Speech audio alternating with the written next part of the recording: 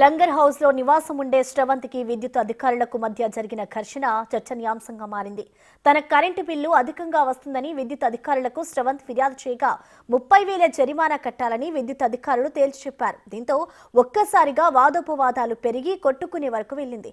ఒకరిపై ఒకరు దాడి చేసినట్లుగా తెలుస్తోంది.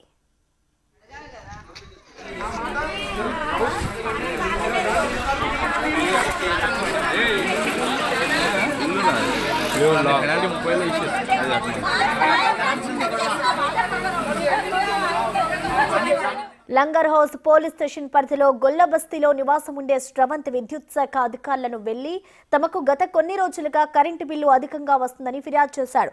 దీంతో రంగంలోకి దిగిన విద్యుత్ శాఖ అధికారులు శ్రవంత్ వాడుతున్న విద్యుత్ మీటర్ను పరిశీలించారు. శ్రవంత్ వాడుతున్న విద్యుత్ మీటర్ సెట్టింగ్ చేసి ఉందని 30,000 రూపాయలు చెల్లించాలని ఆదేశించారు. దీంతో శ్రవంత్ ఉలిక్కిపడ్డాడు. అసిస్టెంట్ ఇంజనీర్ అఖిలేష్ ను నిలదీశాడు.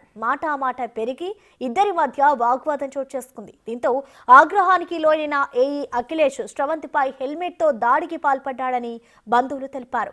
ఇదిలా ఉండగా శ్రవంత్ తమపై దాడికి పాల్పడ్డారని విద్యుత్ శాఖ అధికారులు పోలీసులకు ఫిర్యాదు చేశారు.